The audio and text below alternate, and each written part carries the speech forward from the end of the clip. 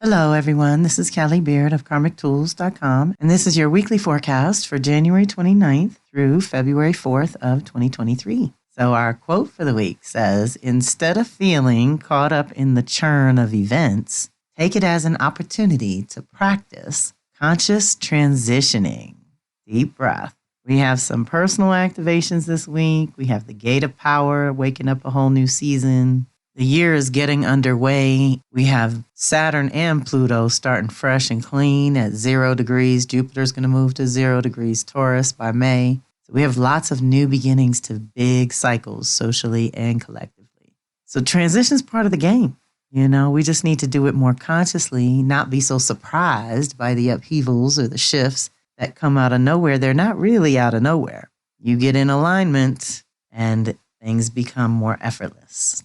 And when transitioning to these new levels of consciousness, we've got to do that with complete self-awareness and a little bit of latitude in case we need some extra rest or extra nourishment or extra self-care. But do it consciously, and it won't be as disruptive. We kick off the week on Sunday, the 29th, with Sun trining Mars. This is powerful. Mars is finally direct, not quite out of shadow, though. So we're still putting the pieces together about how things have been reset in our sacred masculine, which is how we negotiate on our own behalf, get our ideas in the world, and hold good boundaries. Everyone gets an upgrade. No one is exempt. If you have Gemini, Sag, or Virgo, Pisces energy, it is a little more intense and personal. That's just how that go. Thank God it only happens every 32 years or so. Last time Mars actually retrograded in Gemini was the early 90s. So a full cycle of moving through the complete zodiac has brought us here to the rebirth of the masculine that actually kicked off in 2020. So we're getting that evolution, right? So let's, again, do that consciously. With the sun lighting it up, it's pretty easy to do. This is a powerful energy for solidifying who you are, what you want, and what you are capable of. It brings out your desire to be truly self-sustained and independent. And with the good angle between Sun and Mars, you are deeply supported for forward movement that feels almost effortless when you are grounded and aligned with your own truth and purpose. Deep breath. Or said another way, grounded in your truth and aligned with your purpose. If you're not clear about who you are or what your purpose is, this energy will inspire you to find out. If you are already on track and crystal clear, then this energy strongly supports progress and evolution to the next level in obvious ways. It is a great time for physical activities that bring you joy and get your juices flowing. You should review with gratitude all the goals that you've accomplished thus far and begin deciding what you can finish up in preparation for what's coming. You are truly being prepared for your future. Use this great energy to ground that intent consciously and with a vote from your heart and soul. Deep breath. With Mars, you've got to care. You got to be passionate about it. Sun is energizing that point with ease and grace. This is Sun in Aquarius with Mars in Gemini. So it's mostly our mental ideas and possibilities and the ways that we're going to improve that going forward this year. Same day, Mercury, also finally direct, having its third pass with Uranus. Another trine, another blessings without effort, ease and grace. But because of the retrograde, there was some back and forth and review and realign and go a little deeper and figure out how you really want to liberate your consciousness and take it to a whole new level. This is connecting you to mental freedom. This is a new level of not being oppressed mentally by the social collective madness. Another reason I chose that quote for this week. And when Mercury trines Uranus, it gives you access to your higher mind. This is higher mind, lower mind connecting with ease and grace. Mercury's in Capricorn, Uranus is in Taurus. This is earth signs. We're creating foundations and containers for our new ideas, for our new thinking, for our new consciousness so we can live into it. And that includes the body as your primary container. So it's opening the way for new, deeper insights that can guide and direct you at this time. Business as usual will not work. It's time to open up to the unusual. Do something different. Look at things from another angle and watch the ahas start pouring in. Your intuition will be firing on all cylinders, giving you access to unprecedented clarity. While your thinking may lack discipline, your ability to access solutions to any recent or long-standing challenges may be off the chart. Uranus inspires those creative solutions. That's the thing. You might get that aha after all the back and forth and kind of the struggle with your own self of what's practical and what's doable. Now, you're going to have a breakthrough, right? That's the other thing Uranus promises us. This energy will not be contained, even though it is generally all mental. You really may have a hard time keeping up with the ideas, thoughts, concepts, and intuitions that come to you under this influence. So try to take notes that you can refer to later when the grounding will be necessary. Pay attention to the messages that come through and from others as well, since you never know how the universe will show up. This alone is an indication that whatever your consciousness may not have been previously ready to assimilate or process is awakening now to that which is just for you. It's also about that individuality. Mercury is a personal planet, how you think. But Uranus represents your most unique contribution in that part of you, that spark that we would be remiss if you didn't share it with us. So the retrograde's wrapping up, coming out of shadow for Mercury. So a lot of the reworking of Capricorn that it's just been through, once it hits Aquarius, you sort of have an open path to start those new ideas and get things off the ground for the new year. Now, since we weren't quite out of shadow, I had a little back and forth around my schedule, y'all, messing with Yeye Luisa Tish, who is in much demand around the world. So we got to work around the international schedules as well. I was supposed to be traveling to her for our first 2 classes this weekend, February 4th and 5th, but I'm no longer traveling. But I've decided to keep the dates of the events I'm doing, which means Tuesday, January 31st, is the seasonal Soul Sisters Circle, which is when we get together for a live ceremony, and weather permitting, I will be by the fire again. Did a great practice run for solstice. We are now approaching the midpoint between winter solstice and spring equinox. This we're going to talk about in a second because it's technically happening on the 3rd. But we're going to get together live on Zoom on Tuesday the 31st at 8 p.m. Eastern, which is 5 p.m. Pacific, and there's a link in here for you to register. Now, the subscription for the tools is a paid subscription, but this event is for the community and it's a free event. And I welcome everyone to join me that wants to do a ceremony for the turn of the wheel. The very next day, also a subscription, which is $25 a month to be in the monthly Soul Sister Circle. This month for February is Horse, the visionary archetype. And we have lots of fun tools in there. And we will have the live event, which you can drop in on, get the tools. That one I don't open up to the public. But the seasonal shifts, I do love to open up to the public. So if you want to drop in there, the links are in the blog and in this email. That Friday the 3rd is a very active day. That's the gate of power. Ceres goes retrograde and the sun squares Uranus. Okay, so Mercury's doing great with Uranus. Sun, not so much. So we might have to do some adjusting. Now that we've changed our mind and our thinking in certain ways, we might have to adjust the expression of things, right? We're going to upgrade how we express. A square is a push to grow. Sun and Uranus are both about your individuality. So there's something that you've changed, right? There's some way that you've evolved that there's no going back. So trust that. Pause and ask the question, what choice or change needs to happen right now that would facilitate more freedom for you, the individual? Wherever you're feeling cramped and confined, we want to feel freedom and liberation messing with Uranus, right? So we can all do this personally in our own little worlds and make that connection. And if you make that choice and change yourself consciously, then one won't have to be forced upon you from outside influences, and nobody likes that. So typically this energy disrupts the normal flow in order to facilitate what I call a break to realign moment. While sometimes disruptive and challenging, the ultimate result is refreshing in some way. Consider the energy that thickens, gathering for a severe thunderstorm, then releasing buckets of rain for hours and hours. You sleep deeply and awaken to a bright sunny morning with birds chirping unusually loud outside your window. Got the visual? This activation is the necessary challenge that gets your attention that something better is available if you're willing to improvise and think on your feet. If you've been unusually restricted in some way, you may feel restless and agitated.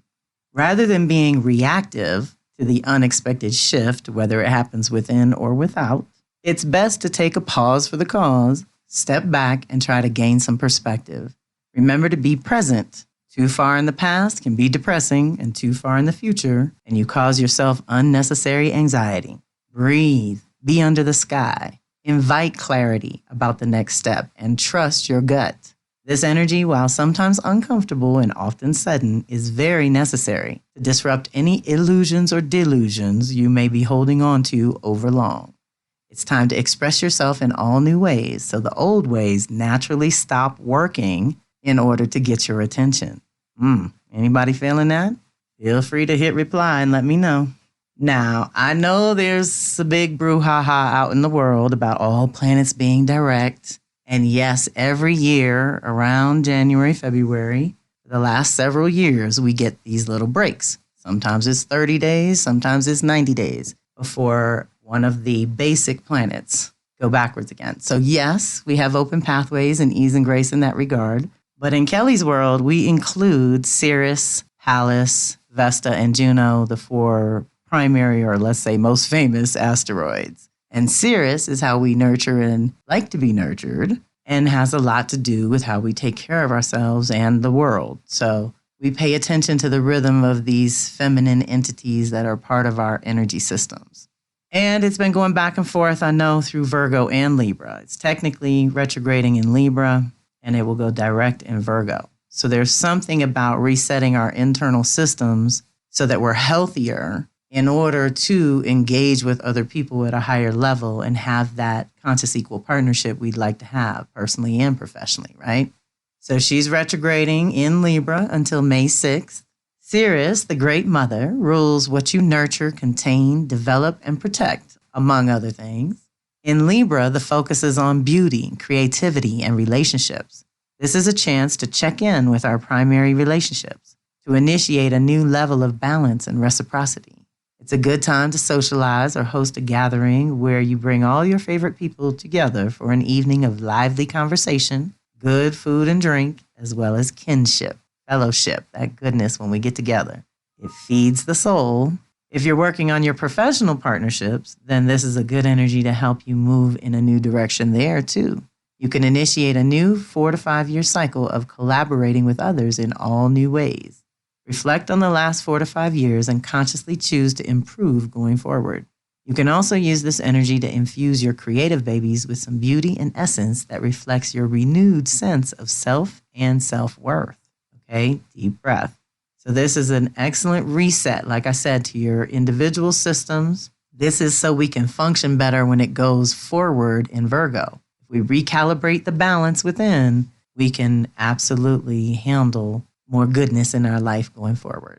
Now, we still on Friday the 3rd for the Gate of Power. So this is the pivot point, like I said, the midpoint between winter solstice and spring equinox. It's a time of change. It's time to activate our new hopes and dreams for the year. This is the spark of life that awakens life for the new year as we approach spring equinox. So it's almost like the seeds are under the ground and they're cracking open, but we can't see anything. Doesn't mean that there isn't action happening, right? So we want to broaden our vision, cultivate your own definition of freedom, independence and leadership, new beginning and clean slate, healing all self-love issues, acknowledging a turning point, complete rebirth, new life, new look. Okay, so freshening things up. I tried to freshen up my website and all the things that I do for you, I try to freshen those up annually. Trying new and innovative ways for living.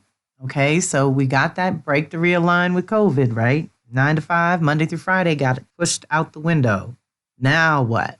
What's the new rhythm look like? Your unique contribution to the community, using this sacred season to rest, replenish, and ruminate. We're opening to the vision, y'all. That's what this next 6 weeks is about. Inspiring fiery creativity, new projects or old projects get renewed. So this is where you look at what you got done last year to see what has any life or juice in it that can evolve this year, and you develop that. Otherwise, you go right to those new ideas. So Imbolc, Candlemas, Cross Quarter, Aquarius, Gate of Power. The turn of the wheel has many names from many different cultures and belief systems, but we all acknowledge it's always the ones who honor Mother Earth, Father Sky, and nature as the real rhythm that we should follow. It's the second of 8 sacred seasons. This is when we begin to invite a renewal of the light. The light is returning. The days are getting longer and the nights are getting shorter. This is the next 6 weeks when we start to actually feel it and see it. Cross quarters are considered the gates of power, the in-between, the midpoint between the solstices and equinoxes. In agriculture, this is considered the sweet spot between seed and new life. This particular one is purification through fire and water and is preparing space for new energy. This is the season that you commit to the process of nurturing the intentions that you set for the new year around winter solstice. In order to create anew, often sacrifices and changes must be made. This time of year also coincides with several celebrations when many cultures give up something cherished in an effort to cleanse, clean, and clear a space for renewed growth within your being and your environment. This is about clearing a space for the new to come in. You should prepare as if it has already arrived. This season will culminate in 6 months in August with the Leo Gate of Power cross quarter that's called Lammas. So what would you like to create by then? What are you willing to give up to further your goals? What are you willing to fight for in order to preserve the value within or around you? What relationships are you cultivating? These are things to meditate on at this turn of the wheel. That's Friday, and then our last activation for the week is Saturday the 4th, Venus square Mars. Okay, so in their little cycle, for those of you who've been clocking along with Kelly for a minute here, we have the initiation, the first test, integration, final test, and then it just starts over. So I always say the initiation and the integration, or the starting point and the midpoint, are related. First test and final test are related. When we get a square, which is the testing periods, it's time to grow out of comfort zone and into new territory where you're, in this case, your sacred feminine and masculine are concerned. It's time to recalibrate how you give and receive, as well as how you be versus do.